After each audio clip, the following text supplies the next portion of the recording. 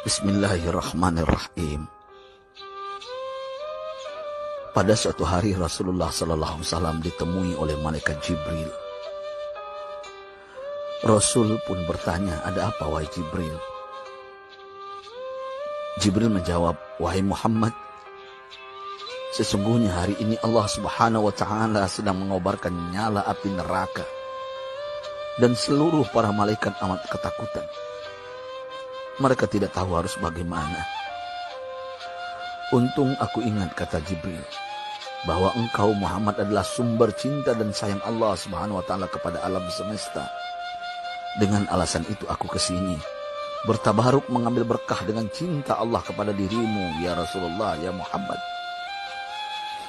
Rasulullah terdiam beberapa saat, kemudian bertanya lagi, "Wahai Jibril, ceritakan padaku bagaimana neraka itu sesungguhnya."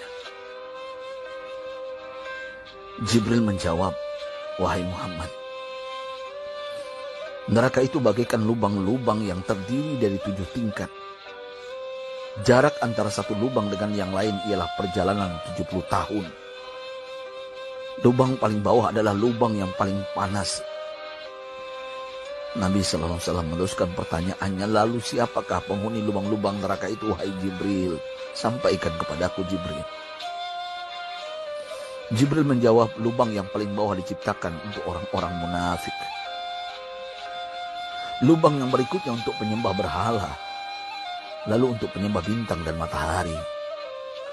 Jibril terus menerangkan penghuni tingkatan neraka hingga lubang yang kelima, tempat umat Yahudi, dan yang keenam dihuni oleh umat Nasrani. Setelah menjelaskan penghuni 6 tingkatan neraka, Jibril diam cukup lama. Rasulullah SAW penasaran dan bertanya kepada Jibril, "Wahai Jibril, siapakah penghuni neraka yang ke-7?" Jibril diam saja tidak menjawab. Rasulullah SAW mengulangi pertanyaannya, tapi Jibril tetap diam.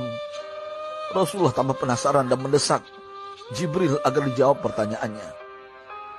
Akhirnya Jibril pun berkata, "Umatmu, wahai Muhammad, mereka itu para pelaku dosa besar di kalangan umatmu, yang dimana sampai mereka mati belum sempat bertaubat." Mendengar jawaban Jibril, Rasulullah langsung jatuh pingsan. Jibril merangkulnya dan meletakkan tubuh baginda di atas pangkuannya. Tak berapa lama Rasulullah SAW sadar dan langsung menangis bersimbah air mata dengan terisak-isak. Rasulullah mempertegas pertanyaannya, "Wahai Jibril, apakah benar ada di antara umatku yang masuk neraka?" Jibril menjawab, "Benar, wahai Muhammad, pelaku dosa besar di antara umatmu yang belum bertaubat." Setelah itu Rasulullah menghadap kiblat dan sujud kepada Allah dalam isak tangisnya.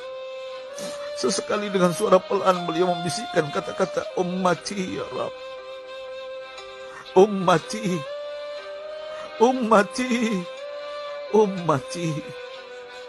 Beliau SAW tidak mengangkat kepalanya dalam keadaan seperti itu selama 3 hari 3 malam, kecuali setiap Bilal bin Rabah mengumandangkan azan.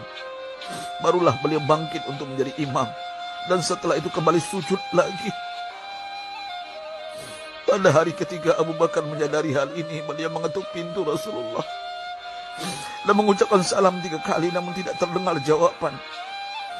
Abu Bakar sedih dan berseru di hadapan pintu Nabi besar Muhammad SAW, "Apakah ada jalan untuk masuk ke rumahmu ya Rasulullah?"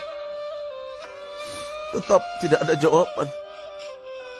Di jalan Abu Bakar bertemu sahabat Umar. "Mengapa engkau menangis, wahai Abu Bakar?" kata Umar. Abu Bakar menceritakan keadaan Rasulullah SAW. Maka Umar pun melangkah menuju rumah Rasulullah dan terjadilah hal yang sama. Umar pun pulang dan menangis. Di jalan Umar bertemu sahabat Salman Al-Farisi. Dengan terisak Umar bercerita kepada Salman hingga membuat dia amat sedih, namun tidak berani mengulangi hal yang sama.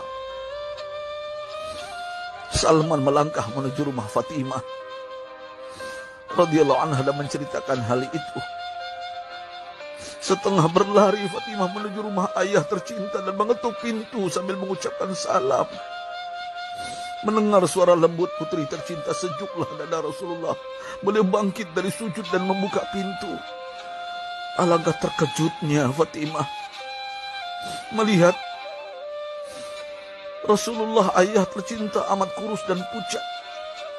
Fatimah memeluknya lalu menangis. Wahai ayah, apa yang terjadi? Mengapa engkau amat sedih seperti ini? Rasulullah kembali menangis dan berkata dengan suara lirih, wahai Fatimah, belahan jiwaku, bagaimana mungkin aku tidak sedih sedangkan Jibril mengatakan akan ada kelak umatku yang akan masuk neraka. Subhanallah, betapa besar cinta Rasulullah kepada kita umatnya. Sahabatku, Rasulullah mencintai kita. Antaman ma'aman ahbabta, engkau akan berkumpul dengan orang yang kau cintai. Mari kita mencintai baginda Nabi besar Muhammad SAW yang mencintai kita umat yang tidak rela kita masuk neraka. Mari kita mencintai beliau dengan berselawat.